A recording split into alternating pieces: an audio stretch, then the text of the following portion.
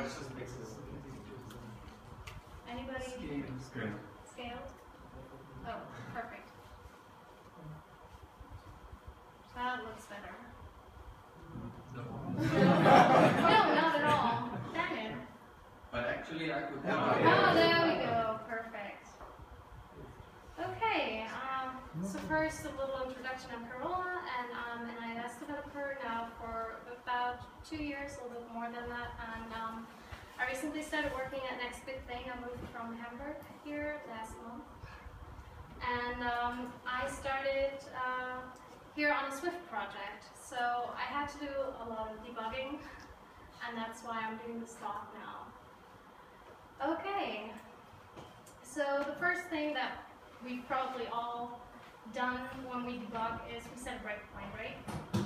So what we do is we just click next to whatever line we want to stop, and we have a breakpoint, right? So we've all probably have done that. If we now start our project and run it, we will stop there. But let's say you don't have a graphical user interface. Like you might be on another computer logged in over SSH or something, and you only have LLDB. So there's another way to add a breakpoint, and this is by writing B. Then say put down the file name followed by the line. So I'm gonna add a breakpoint here in the app delegate at the application that entered background. So that's line 26.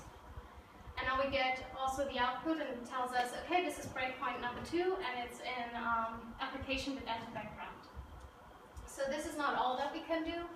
We can also edit that breakpoint. What we have to do for that is, if we do it in the command line, breakpoint command add, and now you can add your debugger commands. So, for example, we can say, okay, please print out the application. We enter that, and then we write a caps lock, done. And if we continue now, and if I go into the background, we'll hit that breakpoint. And it also prints out our application.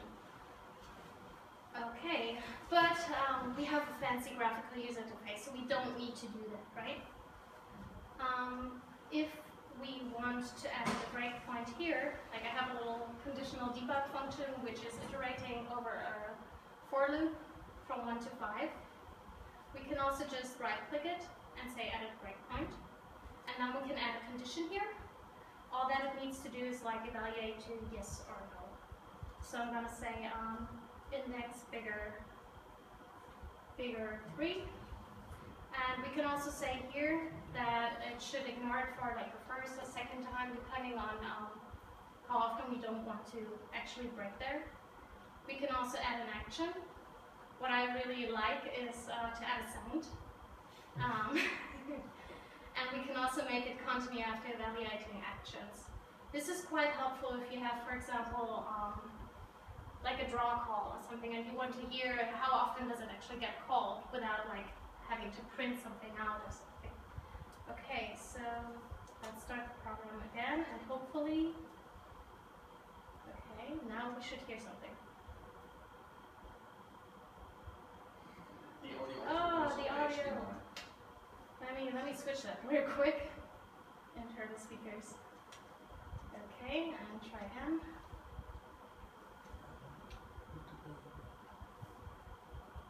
Oh, dang it. Come on.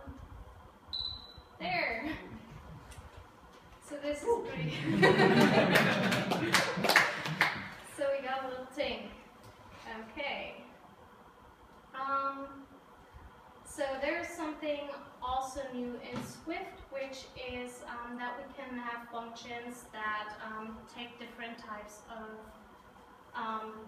variables like strings and double and int. And if we want to add a breakpoint in general for the function ×2, we can add a symbolic breakpoint. So actually in this interface you can see all the breakpoints that you have already. And if you want to add a symbolic breakpoint, so that it holds in whatever kind of function of ×2. You go down here, add a symbolic breakpoint, and write ×2, and you'll see that he added 3 breakpoints.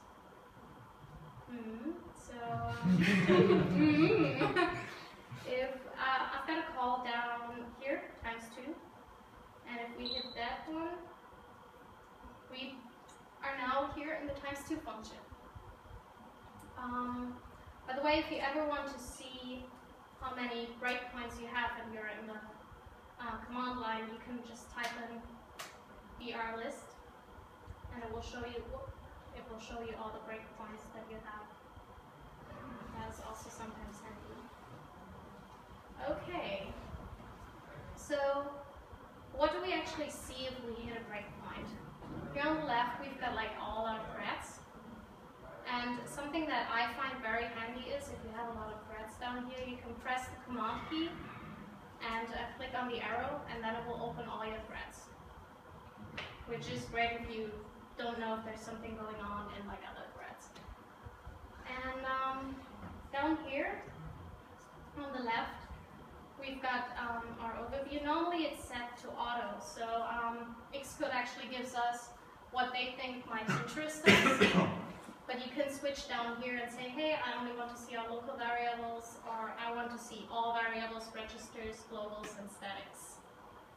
And I asked myself, what do those letters actually stand for? So I found out that the A is for argument, L is for local, S is for structs, and R is for registers. Something that we see down here is provided by data formatters. So we're normally used to, in Objective-C, to override the description function to display whatever is output here, what is seen here. So if you write PO into your LLDB here, it would normally go to the description function, right? So this is the way that it normally worked. And I've got a local string here, which is my custom class, and I overrode the description function. And we're now here, so I can just write PO local string, right? And I would expect now, as Objective-C developer, that I would see the what I wrote here, right?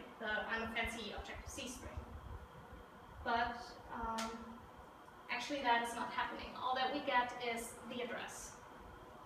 So something that I found out is that you can actually look at it as an Objective-C object, but you have to type in a really long description, which I'm going to put down here. I hope I'm getting it right at the first time. So what you do is E stands for expression, -L is for Objective-C,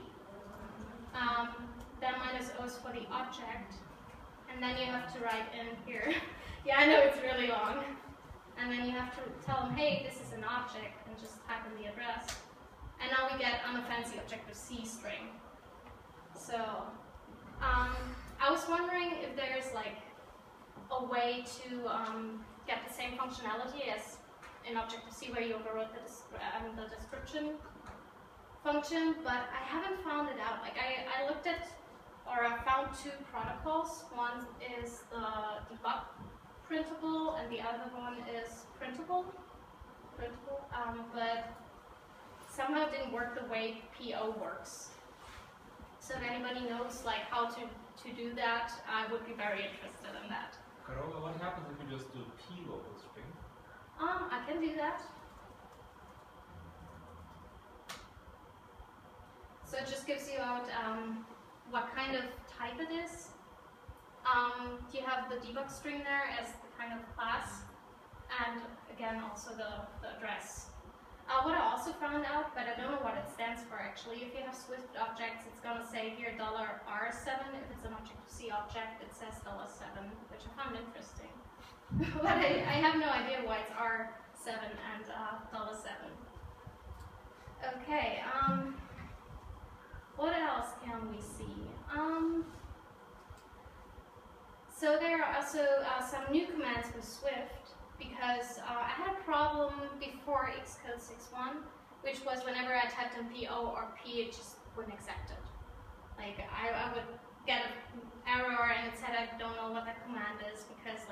Swift environment. Now it works, so I'm happy about that. But before that, there was the frame variable. So I've got a Swift string up here.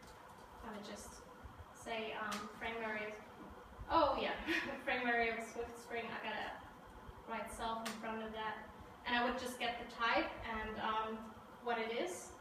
But sometimes this is not enough. Sometimes you want to know a little bit more. So there's another argument that you can pass, which is -r for self Swift string.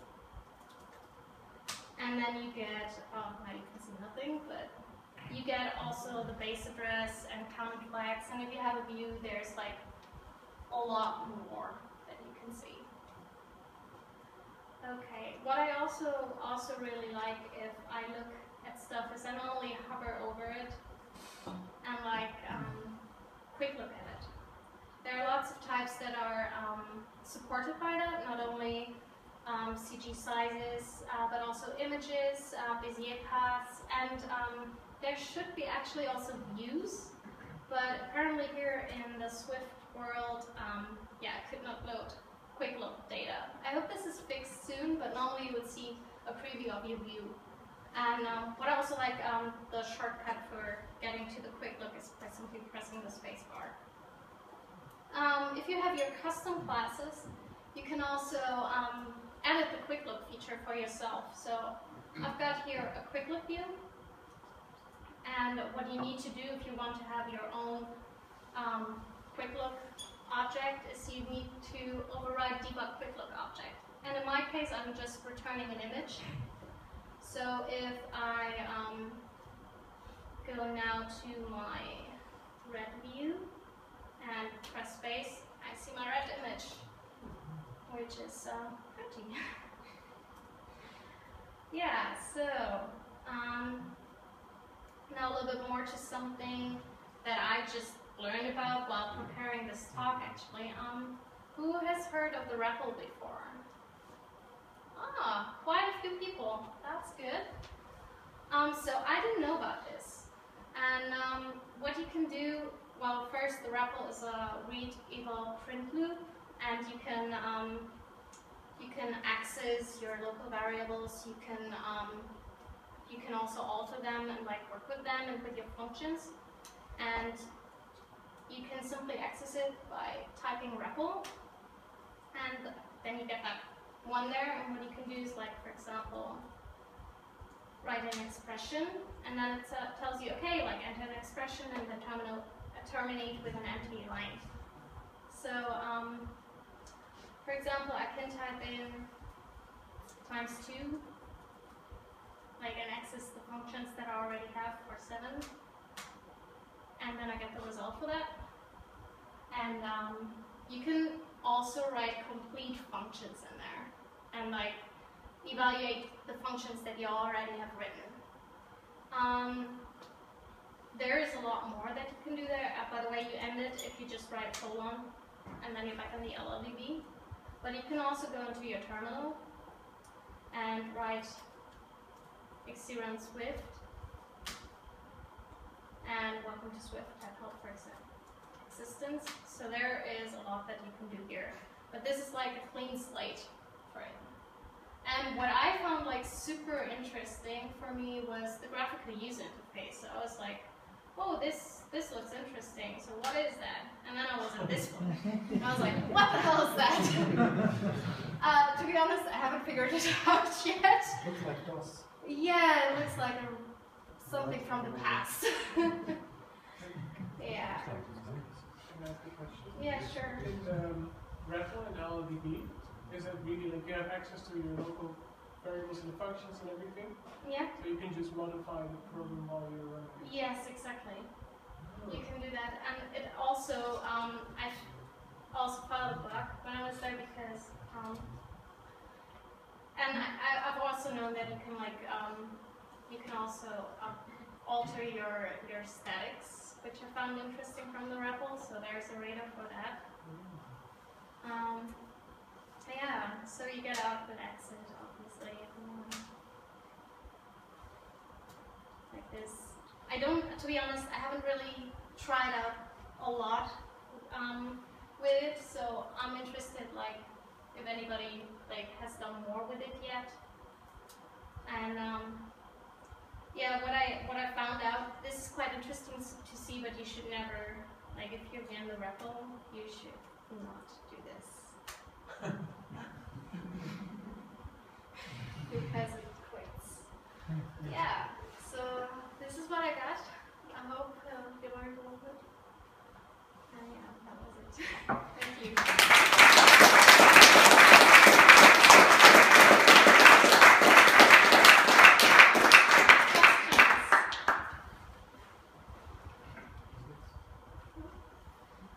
Oh, yeah. I was surprised how smooth everything went for you. When I used it last week, I got tons of crashes. Maybe I was trying to see the wrong things. In the REPL or where? No, just in the debugger. Just printing out objects and Same with me until I installed Xcode 6.1 actually, and the new one from the Apple Store. Like I didn't even use a development version, but before that, like same for me, and a lot didn't work. So I was actually surprised. Like I was already talking with Chris about it, and I was like, oh yeah, I can show like how PLDO doesn't work, and like how you can use frame variable. And then I prepared my talk, and I was like, why does it work now? Yes. What bugs did you run into that were hard to find? Oh, this is a good question. Well, I was recently working with a C++ library. So I was working with Objective-C and Swift, and I had a problem where I was working on the object and modified the object, and I thought I was working on a copy. So to find out that I was actually not working with a copy, I had to, see the address and see that it was still the same address and not a copy object. So that was kind of hard to find for me. Yeah. More questions? No?